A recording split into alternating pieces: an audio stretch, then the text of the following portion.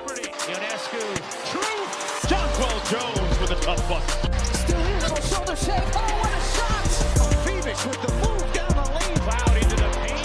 Reverses it in. The New York Liberty are WNBA champions. Hey everyone, welcome back to Liberty FM. The Liberty are 9-0, the only undefeated team left in the league.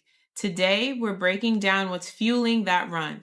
Their defensive identity, Stewie's mid-range efficiency, Sabrina's growth on both ends, Kennedy Burke's 6-player campaign, and Nyara's first WNBA start. Let's get into it. Yeah, let's get into it. And you know how teams say that defense wins championships? And no, my name is not Nico Harrison. Well, the Liberty aren't just saying it, they're living it. We saw that clearly in their games against Washington and Chicago, where they locked things down. For example, in the game against Washington last week, the team didn't necessarily shoot very well, but they were able to rely on their defense. And in the second quarter of that game, they went on quite a bit of a run, 32-12 in that quarter, and they were able to contain a greedy team of the Mystics, a much tougher Mystics team than the first time they played against each other. And then we were also able to see against Chicago, who is unfortunately the worst team when it comes to turnovers in the league. But we saw right from the get-go, the first play, actually, the intensity that the Liberty put on defense. And, you know, that's something that not a lot of people are talking about. They're talking about their offensive prowess, but their defense, though, is incredible. What do you make of the New York Liberty's defense so far?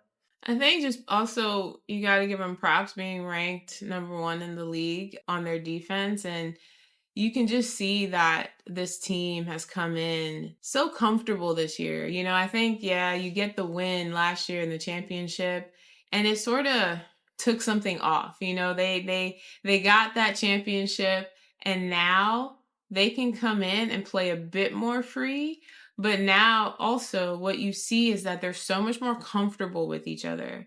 There's a little bit more freedom in how they play. When they lock in together. Yeah. And you can tell that this team has turned it up a notch this year. Definitely. I think when I compare them or look at all the other teams in the league, the Liberty have definitely stepped it up a notch this year. And I think that just comes with the fact that they won a championship. They kind of got that off their back. That was the thing that was sort of nagging them. They, you know, obviously in the last couple of years, they got to the championship twice. They lost the first time and they came back with that kind of chip on their shoulder. Last year, they won it. And now they can just show the world and the WNBA that, we got this championship fair and square and we're going to show you that we can get it again. They definitely are hungry.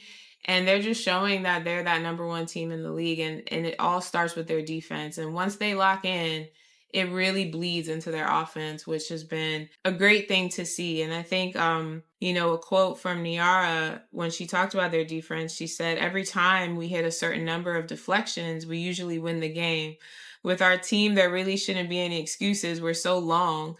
Leo is like 6'4", defending a point guard. Stewie has the longest arms I've ever seen.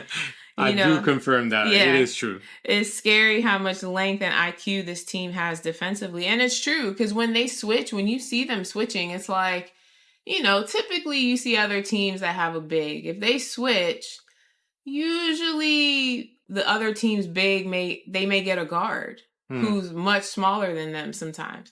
Here, if it's not Stewie, you got JJ. If it's not JJ, you got Leo.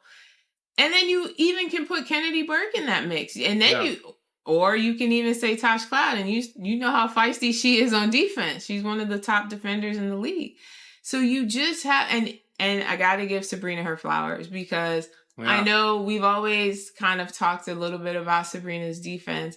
I have to say she's picked up her defense. Each year she's gotten better and better. And I think she's learning from all the great defenders around her. And I think you can tell that on the court that you can't just pick on Sabrina all the time like, you know, some teams used to do the past 2 years. Now you got to respect it. You know, you might get by her on a couple of things, But guarantee you're not going to get by her on everything. And she's just become, I think, much better on defense. And she's definitely a threat there. Yeah, I think what was very telling when I sort of rewatched the game and try to analyze a couple of things that I had missed when we were at the stadium is Sabrina's ability to fight over the screen. I think that before, and I always remember that season 2023 when the Las Vegas Aces beat the Liberty, she would often go under the screen. And fortunately, players like Jackie Young, Chelsea Gray, Kelsey Plum will punish her every single time. And when we saw the lineup, as great as they were offensively, Courtney Vandersloot and Sabrina Ionescu, defensively, they were at that time a liability. And I remember the Aces continuously chasing those favorable matchups and, attack them every single time. And, you saw last year even where Sabrina was already making some improvements, and you see that series against Vegas. Vegas was not like attacking her like barbecue chicken thinking it was going to be easy. Like, she was holding her own. And so when I saw the game against Chicago and her like fighting the screens from Angel Reese, who's much stronger than her, that's when I saw like, okay, now we're getting somewhere. Now like I don't know if she's much stronger than Sabrina. She's just yeah, that's she's true. My bad. I'll take it back. I'll take it back. That's for sure. But like for me to see that from Sam, that's when I'm like, oh, now like the rest of the league is in trouble, because now if Sabrina like put as much effort defensively that she was putting offensively, then it's gonna be really hard to beat them. And like you said, their ability to switch. I don't see a lot of teams that could have the whole starting lineup be able to switch on pretty much anybody. Because you mentioned even JJ. JJ, I remember the first game against the Aces, she was sometimes switching and defending on Jackie Young or Chelsea Gray. And they rarely beat her, if not at all. You have Stewie and Phoebish with, this ability to pretty much defend on anybody. And they're like 6'4", 6'5". That's incredible. I mean, I'm not even sure that even Minnesota can do that, because you have Courtney Williams, Kelly McBride, Natasha Heidemann. Like, they cannot defend on bigs. Whereas the Liberty, they have the height, they have the versatility. And then you have the experience. You see like someone like Sabali that said that she learned from Stewie and JJ in terms of the communication on defense. And you saw it right away. She was sometimes communicating to Sab to like, get on that player or go and come and cover and help. Like you would see some leadership from Nyara, who's, less experienced than Sabrina, but the communication is there as well. So everything is clicking. And poor Chicago, I felt like some of their turnovers were from their own making, but there was also a lot of pressure. You mentioned also Natasha Cloud. Natasha Cloud was everywhere on defense. She hasn't necessarily been as effective offensively in terms of like scoring points, like at the beginning of the season.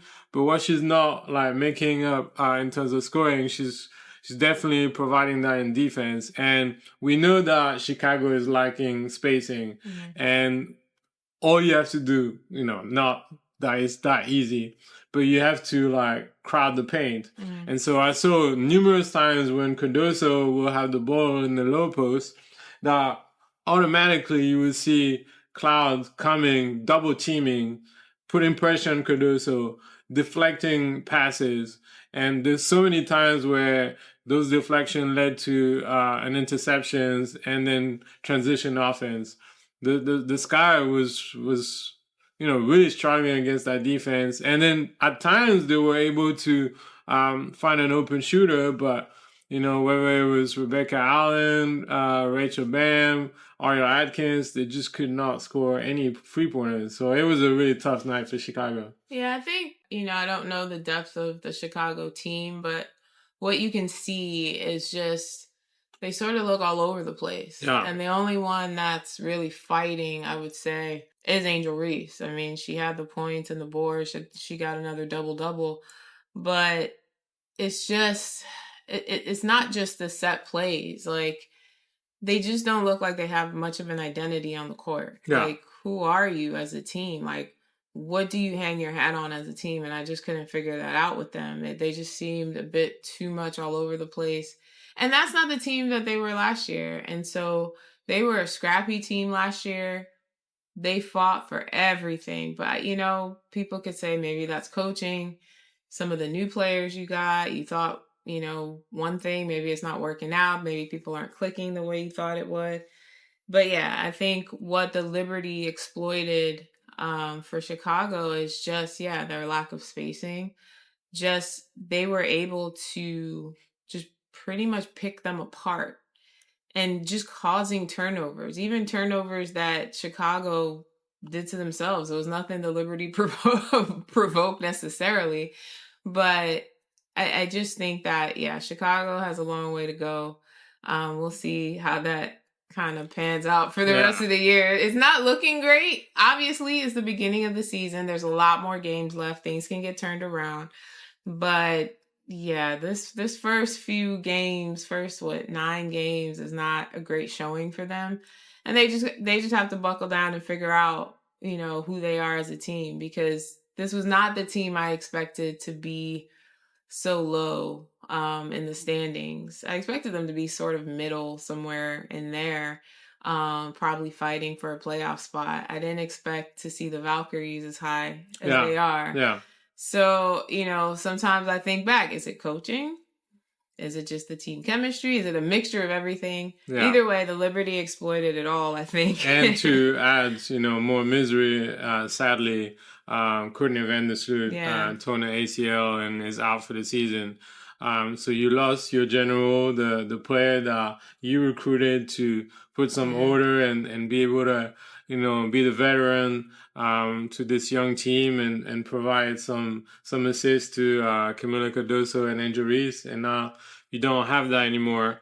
I do think, we're not a Chicago Sky podcast, but I do think that they were successful when they tried to have Angel Reese dribbling the ball a bit more. I know that in high school she used to do that a lot, to be that sort of point guard and doing a lot of other things. And I felt like she was quite successful in this game, even though she had a couple of turnovers. But I felt like, they generated more offense and more positive things when she carried the ball more.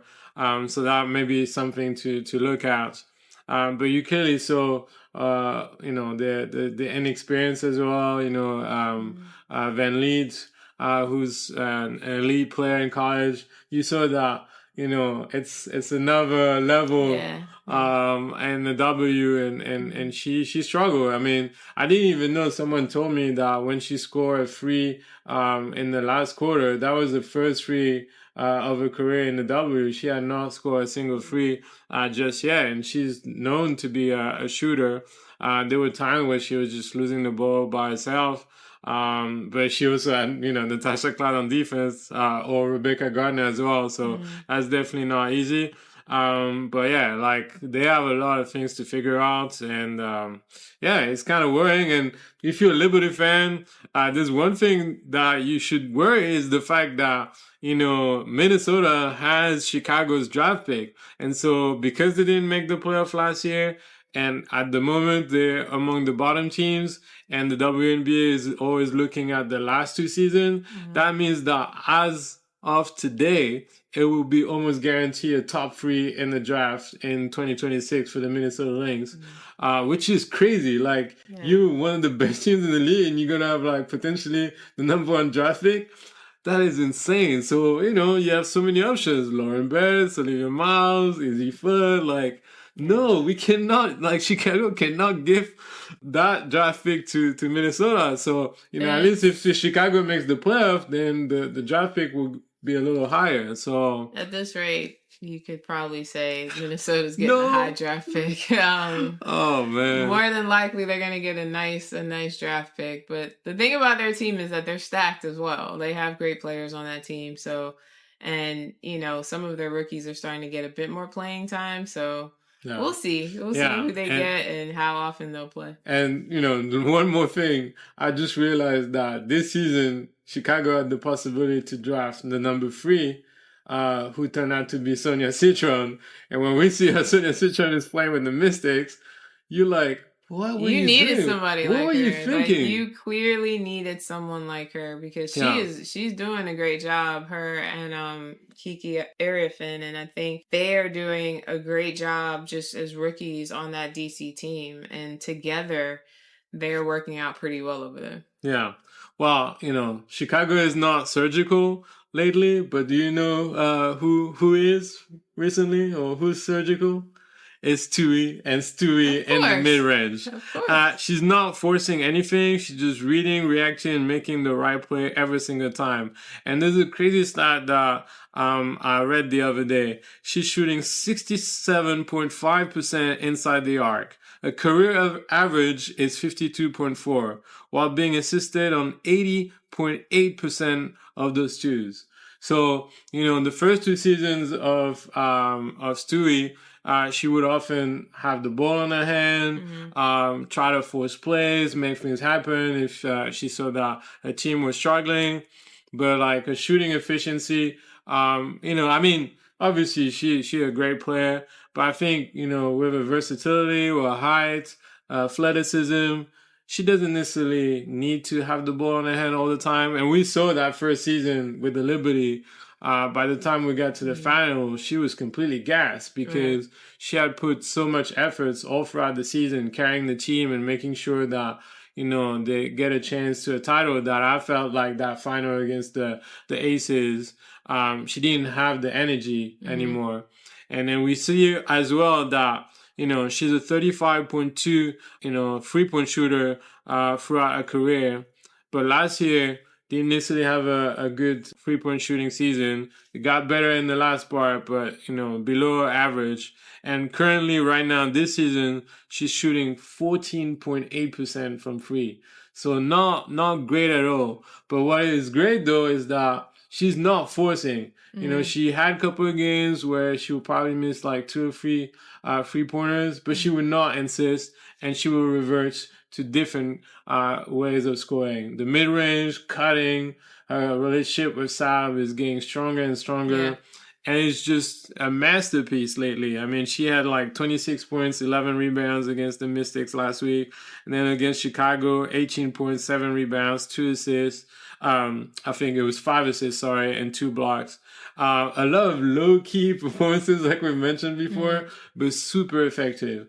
What do you make of Stewie so far this season? It's so interesting because every time I see Stewie's stats, I'm like, she's just going about her day. Yeah. Like, it seems like she's doing it quietly. We know she's not, but it just feels like she's just going about a regular day, getting some points, doing what she needs to do, reading, what the defense is giving her and letting the game come to her. And I think there's a freedom in that because you trust your teammates. That first year she came in, she took over. Well, they were still trying to figure it out, weren't they? The coaching, Sandy's system, everybody working together. You had new players to the team. It wasn't just Stewie. You had JJ. You had, you had Vandersloot. Like, you had to, figure out how to work together and trust each other. And now you're in this mode where you're comfortable. You trust each other. Your teammate's going to know exactly where you are or where you're supposed to be. And they're going to anticipate. And most of the time, they're going to anticipate correctly. And so for her, it's just an ease. She doesn't have to shoot threes if she doesn't want to. But if she's open, she's going to take them. Yeah, her percentage might be lower this year. But she's doing all the little things. She's doing everything else to impact the game. And that's really great to see. I think her 3 points will get there. It'll be fine. I don't think she's, craving to get this 3-point percentage. That's not. But that would definitely give you way more options to have Stewie that could punish you from 3. Because if she's, continuing shooting at 14-15% from beyond the arc, then the teams are just going to let her shoot. Now, obviously, she could, do something else and attack the basket. But, the defense is going to adapt and be like, okay, let's just let Stewie take the shot. So that's definitely, something that you want to go up so that it can give you even more options. Yeah, and I'm sure she'll continue to push. She'll continue to work at that. But, she also has the luxury of having other fantastic teammates who can also shoot threes and pretty much the entire starting lineup and part of your bench, really. And so she doesn't have to worry too much. I'm sure she'll work on it. I'm sure, they'll figure those things out as the season goes on. And, it's still only 9 games in, still a lot of season left to play. So I'm sure she'll figure that out. But yeah, I think just from the perspective of other players, talking about Stewie, when you think about just even Sabrina's perspective, and she paints this picture where she said her ability to read the game, take what the defense gives her, but play at her own pace is really impressive. She hasn't necessarily been, honing in on one thing. She's just reading and playing beautiful basketball. And I think that's true. I think when you watch Stewie and you feel like sometimes she's just in the game and then you look up and you're like, oh, wow, Stewie got 24 points or she got this many points. Oh, wow. And you're just like, she's just going about it in a beautiful way. She's just free to play the game. And I love Stewie mid-range and cutting to the basket and Sabrina's passing. Yeah, because that's also the thing that I've continuously grown throughout those 3 seasons that Sab and Stewie have been playing together. It's like they could literally play together blindfolded. You saw some of the passes from Sabrina were incredible in that Chicago game. There was that one rainbow pass that she gave to Stewie from half court. And then I think my favorite was later in the game where Stewie cut to the basket and Sab just I don't think she even looked at Stewie when she was cutting. She just knew that she was going to do that. And then perfect timing, she passed it in between 2 Chicago Sky players for a Stewie layup. Even the crowd was I remember how the crowd reacted to that one. It's just incredible. Even when I was doing video editing of highlights of last season, when I did videos for Sab and Stewie, the number of clips that I had where you saw Sab passing the ball to Stewie in many different and incredible ways, you see that connection is continuously growing. And, you have the veteran and, it's funny because Sab still looks up to Stewie in a way, and still learning from her. But now, obviously she's getting closer and closer to that superstar level that Stewie has been on for so many years. And it's incredible. I mean, we're really privileged to see that relationship growing on the court. I think now, though, what I want to see, I keep saying this is going to be a cheat code. I think I know what you're going to say. Because I need to see the JJ and Stewie connection. Oh, okay. I thought you were going to say Phoebe's attacking the basketball. No, well, I want her to do that as well. But Phoebe has gone to the Eurobasket, so when she comes back, I need to see more of that. But I want to see that JJ and Stewie connection. We've seen flashes of it. Yeah. And I don't know why, but it reminded me a little bit, obviously a different player, but it reminded me a little bit of Stewie on Team USA with Asia. And I remember watching Stewie and Asia play together against some teams, and you just felt like those two can never be on a WNBA team together because it's a cheat code. There's no way you can have those two together on a team. They're winning championships left and right. You're going to have some good pieces, but you have them two, you're going to have a serious problem. I want to see that from JJ and Stewie because I think it's there. I totally think it's there. Yes, JJ's a different player, slightly different player than Asia in terms of the skill set, but I think they can definitely be a cheat code. Because when you have that much length on the court against certain teams, you're going to dominate. You just are. And I need to see that more from them. Stewie and Sab, wonderful things. You're seeing it. JJ and Sab as well. JJ and Sab, wonderful. You see that connection. You see that trust. Now, I definitely want to see JJ and Stewie together because I just think who's going to, you got 2 bigs and, who's going to attack you? Outside of a team who has great defenders, i.e. Minnesota, you got Nafisa. You got to be careful with that. She's a fantastic defender. But some other teams out there, It's going to be tough. I mean, they could potentially be what Chicago is trying to be with Cardoso and injuries, where they do try to connect a lot. But the problem is that because Chicago has a lack of spacing, the defenses against them just clustered the paint. And so that makes it really hard to connect between Cardoso and injuries. And so quite often they would turn the ball over.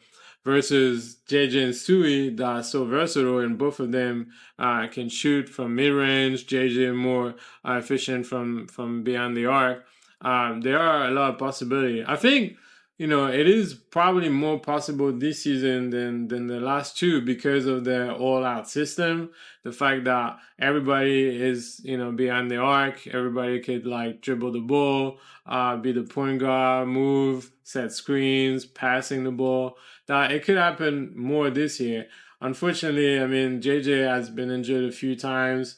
She had the hamstring, and then also she twisted her ankle in the game against the Mystics, so she was not there for the Chicago game. But, if she wasn't injured, I feel like you saw at the beginning of the season, JJ was sometimes the point guard in a lot of the plays of the Liberty. So I do think that, with that new assistant coach, Sonia Rahman, I think that that's definitely something that they could develop. I think, they still try to figure things out, which is crazy to think about when you see the standings and the fact that they're undefeated. But they still try to figure things out with the new weapons they have and, the new assistant coach that they have as well. And it's still early in the season. It's only 9 games. There's still plenty of games, and you don't want to peak too soon, and you want to make sure that by the time you get to the playoff, then you really have figured everything out. Yeah. So I have no doubt. Maybe that's something that we could ask Sandy, actually. It would be interesting to hear what she has to say about that once JJ is coming back. We know that so far JJ has been practicing today, not with the team, but she's been practicing with the development coach and taking shots. She looked pretty sharp, but obviously you want to test her out maybe with 5-on-5. So at the moment she's day-to-day, so we don't know just yet if she will play against Indiana on Saturday. But once she's 100%, that's definitely something that we would like to see. Now let's move on to the third part of our podcast today, and let's talk a little bit more about Sabrina. We've been praising her for improvements on defense. We talked about her relationship with Stewie and her passing ability. But we haven't talked about the offense. Now, that was definitely something that a lot of people were excited to see a continuous growth this year, because last year at some point before the Olympics, she was literally on an MVP level. And then there was the Olympic break. She got the neck injury, and she was kind of up and down for the rest of the season. Then in the final, she had the gigantic 3-pointer to give the win in game 3 of the final. But then game 4, game 5, she was injured, and she needed to have surgery. So we didn't know what to expect at the beginning of the season from Sab. But, we were really hopeful when she said that, she's in the best shape of her life, and she worked really hard in the offseason to be ready, and she has a lot of high goals. And we see that. The 3-point percentage is not completely there yet, but now she does so many other things. I mean, she's a free-level scorer. She can do everything. And unfortunately, once again, I'm saying that again, for Chicago, she showed all in her arsenal, all she could do, and how she could punish you in so many different ways. What did you make of Sabrina, who ended up with 23 points in that game?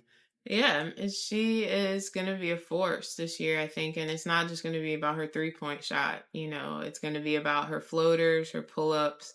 She is going to be that dominant force for this team. And you can't just worry about Sabrina at the 3-point line. I think about when she first entered the league, and, she was a big 3-point shooter, and, she didn't always drive as much to the basket, here and there. But now she has this floater now she has these pull-up shots. And it's not to say that they were never there, but she just didn't showcase them, and she improved upon them as the years went on. And now she has this arsenal that, yeah, you got to respect her from three, because she can hit it anywhere, beyond the arc. But she also reads the defenses really well. Yeah. And she's just gotten so much better at reading and taking what they give her and knowing the right read. And she is playing free. And I do see where that growth and that maturity and having the teammates around you, I think it's so important to have the right fit around you. Because sometimes names on a paper, we've seen it where you get these big names on the paper for a team and they just don't fit. They may not click. But for this team, it took a little time at first. They had to get used to a new system. They had to get used to each other and trust each other. Now that they're there, I think they're all playing free, for the most part. And Sabrina has just shown how much that she is that next person to kind of take the helm of this team. And yeah, she's still learning from Stewie, and Stewie's going to be there for however many years, but Sabrina is that next step for the Liberty and guiding the Liberty into just future championships. Yeah, I mean, it's the sign of great players, right? I mean, you have a system, but you don't want to be too rigid. At the end of the day, the players make the system, and they're the ones reading plays, anticipating things, and playing accordingly. And I think she's thriving in that. She did mention that, that's, how she thrives, playing the most free and fun and just kind of reading defenses. Most of her points against Chicago were unassisted, and it didn't feel like it was just out of her own selfishness. She just took what the defense gave her, and she pretty much did everything: floaters, pull-ups, and assist to Stewie, setting, screens off the ball. She pretty much did everything. So I didn't feel like she was really forcing. She just showed a full arsenal. And, Sandy Brandello also mentioned the fact that she wants to continue to give Sabrina that freedom. She said that we want Sabrina to have the freedom to handle the ball and drive downhill to create for us. She's so smart. She's going to be coaching one day, which got, everybody was a little surprised when she mentioned that, because, she's still at the beginning of the middle, I don't know. Oh no, it's still early. It's still early. It's still early in her career. I mean, she was drafted in 2020, so she's only been in the league for 5 years. So for her to talk about Sabrina being a coach one day, that was very interesting. That just shows you how she's learning the game and, wants to continue to grow and continue, grow in her ability to read defenses. So that was great. And obviously her friend, Vanessa Bryant, was there with her children. So, that they have a tight relationship. So, that she's always going to want to perform in front of her. We know that, usually Vanessa Bryant comes to New York at least once in the season to see her play.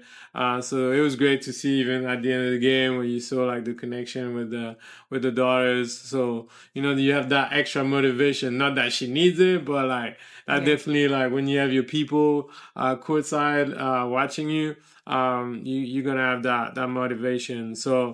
So yeah, once again, a great performance for Sabrina.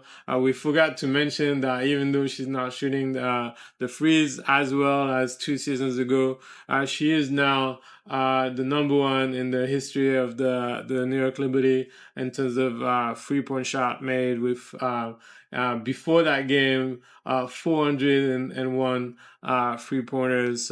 And she's the fastest to do it in WNBA fastest history. to do it, yeah. And I mean, if I'm looking at the stats for this game, she scored 2 threes. So I think now she's at 403 3-pointers for her career. Yeah, but I think when you look at this game, against Chicago in particular, she didn't have to shoot threes. That wasn't necessary per se. If it led to a 3, fine, so be it. But if she was open, great, she may take the shot. But she read the game very well and knew what to do next. Whether that was driving, getting the floaters, a pull-up shot, getting beautiful passes to Stewie or even KB. She reads the game very, very well. And I think also a part of that, her defense really sets that up too. Again, like we said in the beginning, defense wins games, what most people say. And that for the Liberty, they pride themselves on that. They're priding themselves on their defense because that is what's going to lead them to take control and eventually win these games. And so when you think about Sabrina and her defense, even Nyara Sabali gave her flowers and says she really puts a lot of emphasis on it. It's a testament to her. We've been saying it. Sabrina's effort on defense isn't a side project anymore. It's real. And you see that. I feel like each year that since Sabrina's been in the league, those first couple of years when you see Sabrina on defense, you knew she was an offensive powerhouse. But if she got around certain people on defense, you're like, oh no. When you got around Chelsea Gray, you got around certain players that can pick people apart. Anyone, not just Sabrina, anyone on the court. But when you saw Sabrina, you're like, oh no, you got a little worried.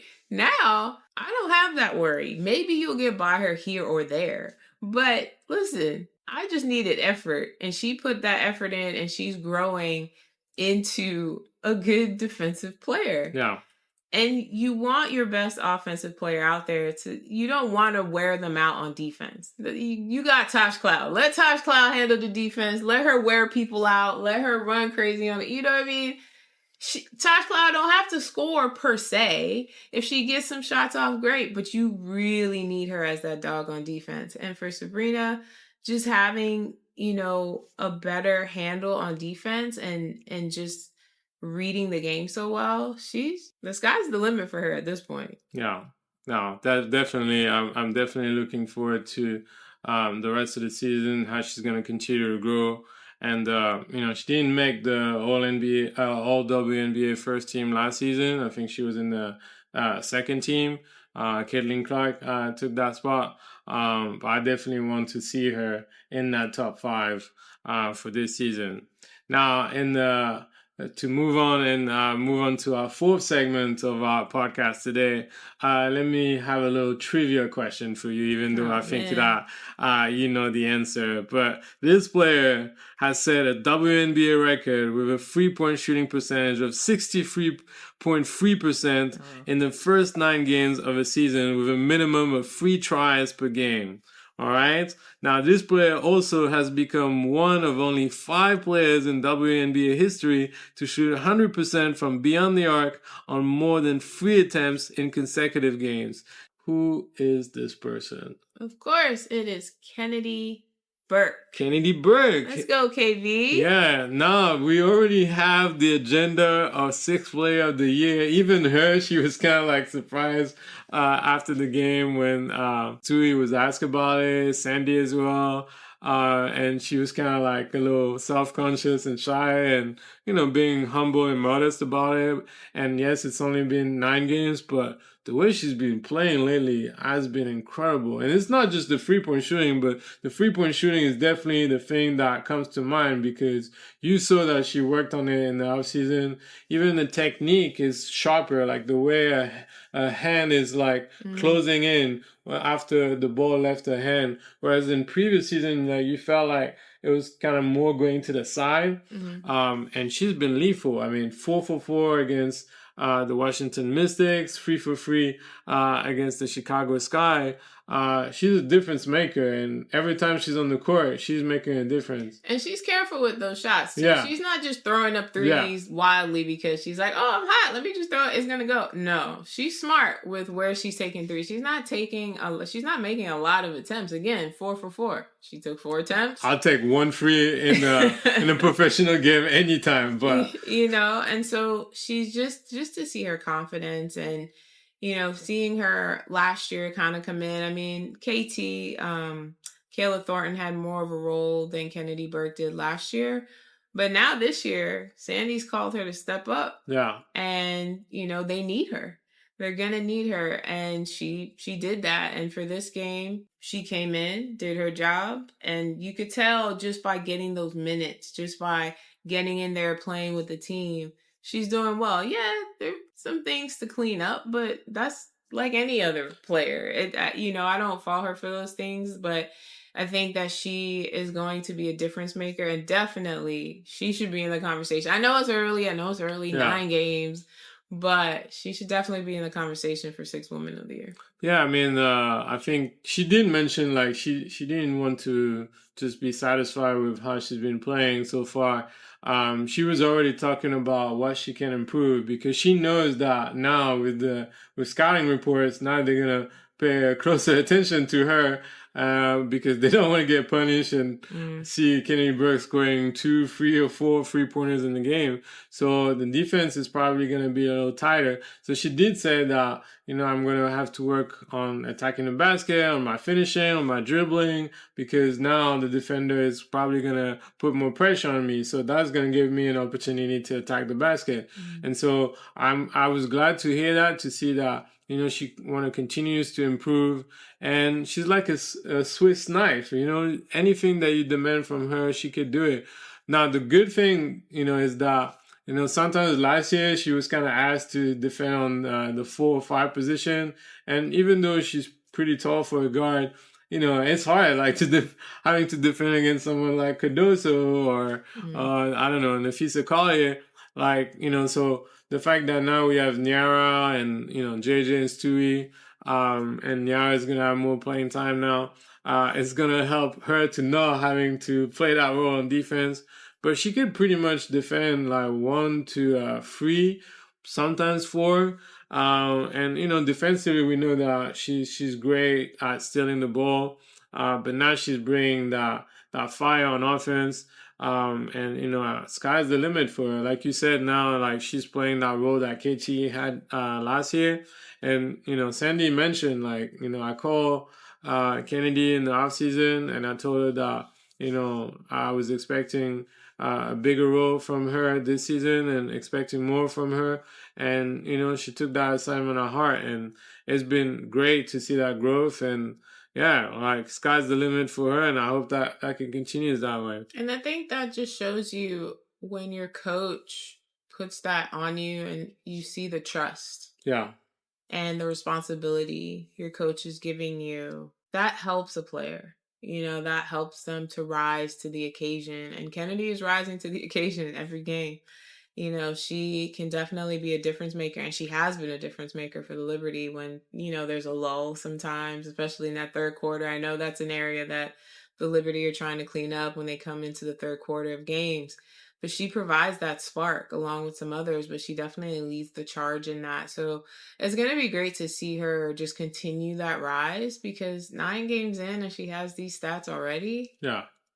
The sky is definitely the limit. And, when you think about it, she's been bouncing around in the league and, had to at some point give up her dream in the W and just play in Europe, try to get some playing time, get some reps, grow as a player.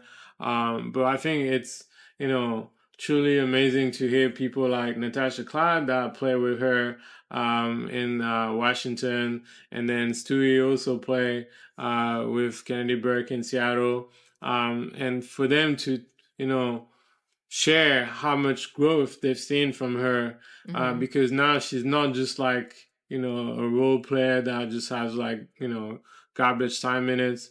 Like, she now has a very important role in that team. And with Phoebe going to the Eurobasket, we're going to need Kennedy Burke even more. And I wouldn't be surprised if she's in the starting lineup, for the number of games that Leonie Phoebe is going to miss. So it's going to be interesting to see. And I'm glad that she stepped up, because, with Phoebe being out for a little bit, Benaja Laney, Hamilton being out for the season, it's definitely welcoming to see that kind of level. And let me just say, when I said earlier that, when we talked about Sandy having that conversation with her and just the trust your coach has in you, it's huge. I consider it huge coming from Sandy, because Sandy does not give playing time to everybody. Not easily, that's for sure. It doesn't come easy with Sandy. She just don't throw people in there like that. Like, if you've watched the Liberty, that bench gets real tight later I think in the she season. has opened up a little bit more. She's opened bench up, compared to 2023. But I think that is the level of the players. I think the players know you want playing time, you need to come correct if you're going to see playing time at all this season. And yeah, you want to see you want to see some more minutes for certain players, but for Kennedy, I think for Sandy to show that she trusts her is huge because I'm sure last year she probably wanted more minutes, but other people were getting those minutes. And then when she would come in, it would get kind of, she'd have some flashes of brilliance, but not having that many minutes, you kind of are sort of discombobulated a little bit. Yeah. But you still have to stay confident. You still have to stay ready. And I think that's a huge thing for Sandy to tell her because she's shining right now. Yeah. And another person that really stood out in that game against Chicago, it was Nyara Sabali.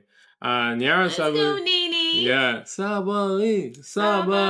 Even though I'm sure she doesn't want to hear that again because, you don't want to define just one game for her. But it was definitely great to see her back. She had been out for the past 2 weeks and a half with a knee injury, her right knee where she had surgery in 2022.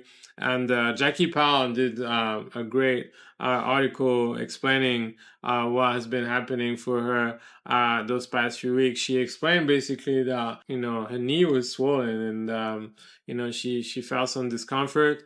And the fact that the Liberty were playing 4 games in 6 or 7 days made it really hard for her to take that risk to play with pain. So basically, she needed to have an injection to ease the pain and, sort of giving her time to get back in shape and practice with the team before playing again. And so, believe it or not, that was the first time in a WNBA career that she was starting a game. Now, Sabrina would argue that she did start in the preseason game in Eugene, Oregon. But as a sort of starter in the regular season game, that was the first time because JJ was injured. And Leonie Fibish was really excited for her friend Nyara Sabali because she knows how good of a player she is and how much growth she has had, especially playing in the EuroLeague in the past 3 seasons. But it's hard, when you have Stewie and JJ in the starting lineup, it's almost impossible to have a starting spot if you're big. So she was really excited and looking forward to what she could bring to the team. And we saw from the get-go, the first basket of the game was Nyara Sabali attacking the basket. She started from the perimeter, went on the left, driving to the basket on the left hand. And she had that pump fake and that little twist against Cardoso that was really brilliant. I almost felt at first that, is there a travel or something? And then I looked back at the play, I was like, no, she just had a great footwork. So she was, I think, 100% from the field. She scored all the baskets, 9 points. Great energy, great defense. She only played 15 minutes, but you really felt her impact in this game. What did you make of Nyara Sabali?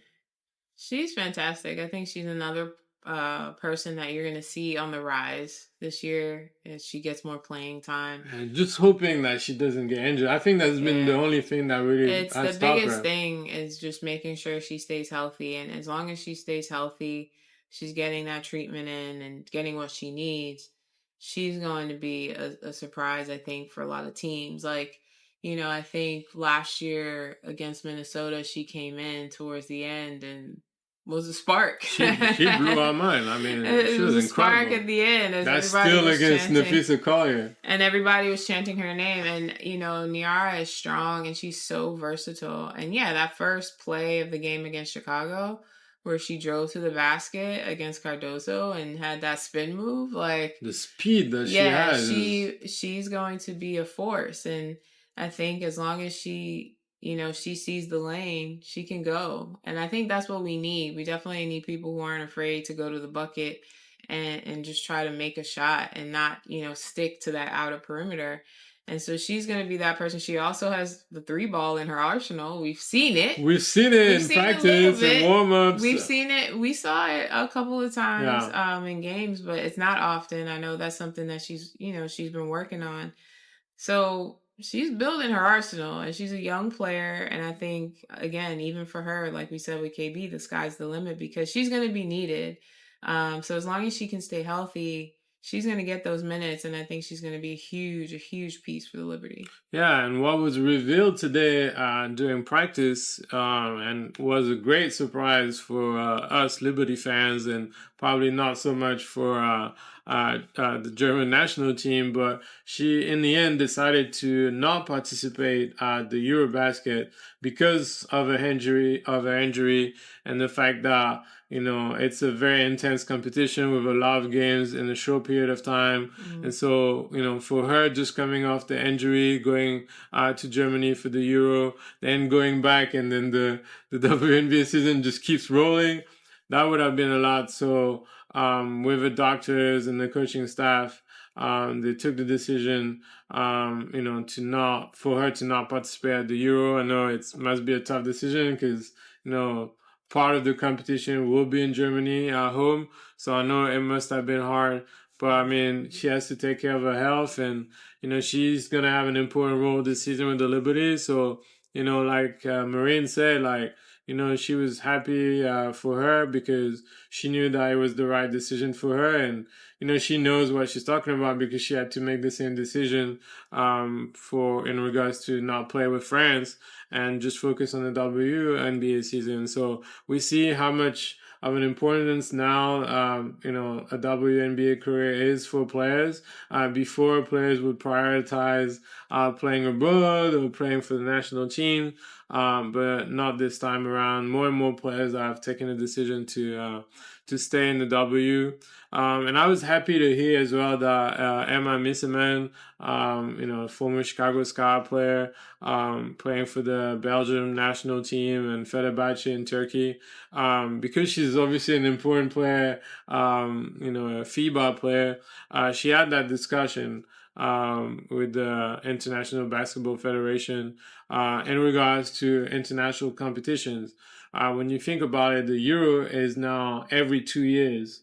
Mm-hmm. That's too much. It should only be once every 4 years, and kind of make sure that there's a year or two in between the Euro and the World Cup, because you want to make it special, right? You don't want a competition like that to happen every other year.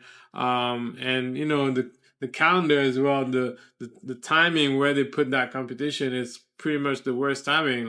Players have finished their season in Europe, and then they already start playing in the W, and then they have to leave for a couple of weeks. It's not making any sense. Yeah. And you see that the decision that they've been taking is not necessarily prompting a lot of people to go and see those games.